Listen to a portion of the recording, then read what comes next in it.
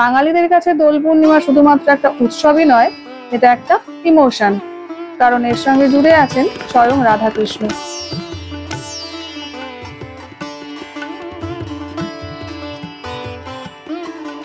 দোল পূর্ণিমার দিন শুধু রাধাকৃষ্ণ নয়, সেই সঙ্গে আমি সত্যনারায়ণেরও পুজো করেছি।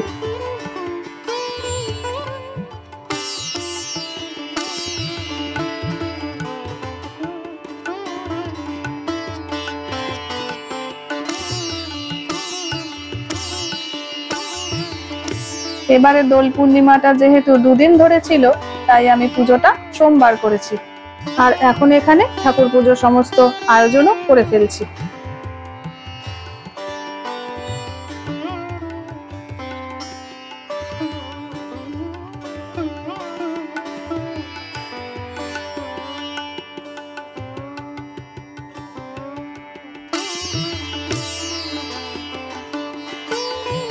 যেহেতু সোমবার সকাল 11:30টার মধ্যে পূর্ণিমাটা ছেড়ে যাবে, সেজন্য সকাল থেকেই ভোগের আয়োজনটা করে ফেলেছি। আর এখানে ভোগের জন্য রান্না করে নিয়েছি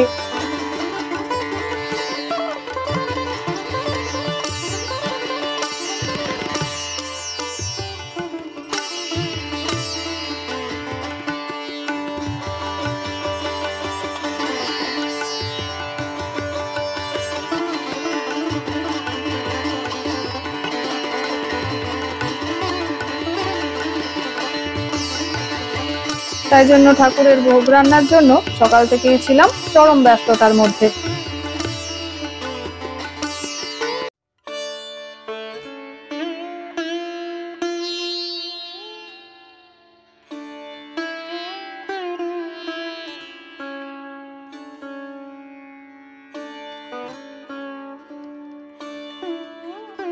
সবকিছু রান্না তো হয়ে গেছে, এবারে তাহলে চলুন ভোগটা বেড়ে নিই।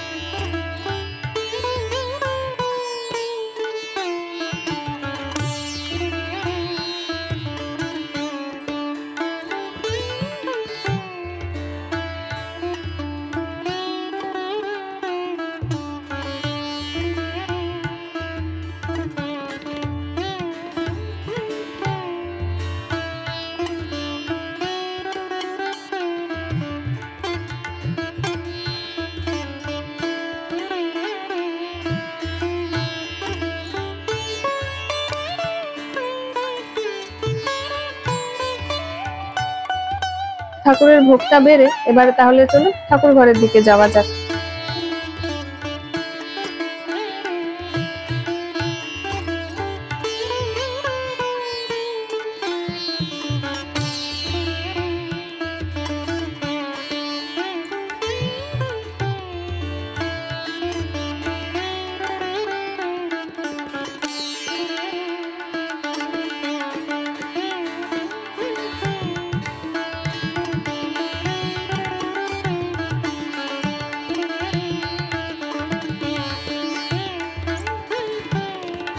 আর এখন ভোগটা নিবেদন করে উপর থেকে একটা তুলসী পাতা দিয়ে দিচ্ছি।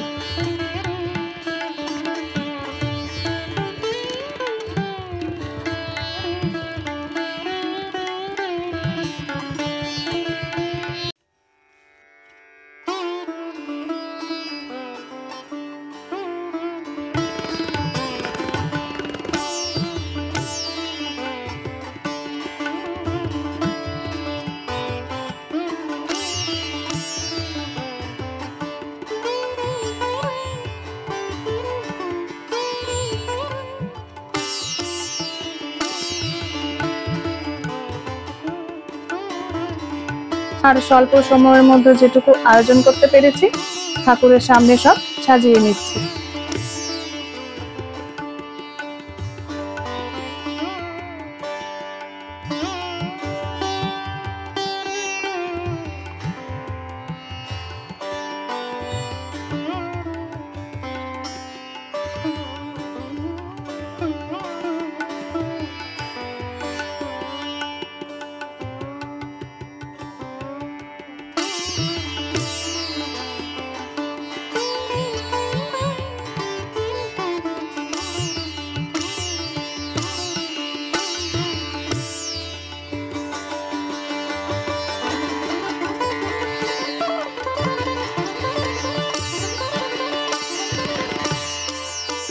সবকিছু তো গোছানো মোটামুটি হয়ে গেছে, আর এবারে রাধা কৃষ্ণের চরণে আবিরটা দিয়ে আজকের পুজোটা শুরু করব।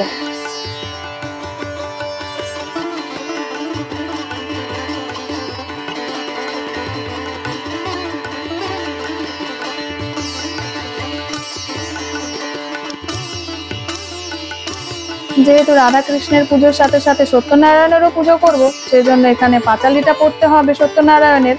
আর এখানে আমার কর্তা মশাই চোখে চশমা এঁটে সত্যনারায়ণের পাঁচালি পড়া শুরু করে দিয়েছে।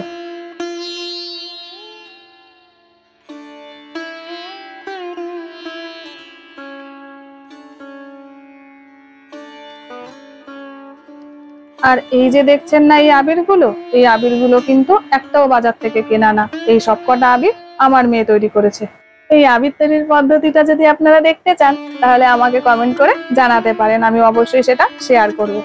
সত্যনারায়ণের পাঁচালি পড়ে কৃষ্ণের শতনাম পড়ে আজকের পুজোটা তো শেষ করলাম, আর এবারে নিজেদের মধ্যে আবির খেলার পালা। 2024 সালের দোল পূর্ণিমা আমার এইভাবেই কেটেছে, আর আপনাদের দোল পূর্ণিমাটা কিভাবে কেটেছে সেটা আমাকে কমেন্ট সেকশনে অবশ্যই জানাতে পারেন। ভিডিওটা যদি আপনাদের ভালো লেগে থাকে অবশ্যই সাবস্ক্রাইব করে একটা লাইক দিয়ে দেবেন।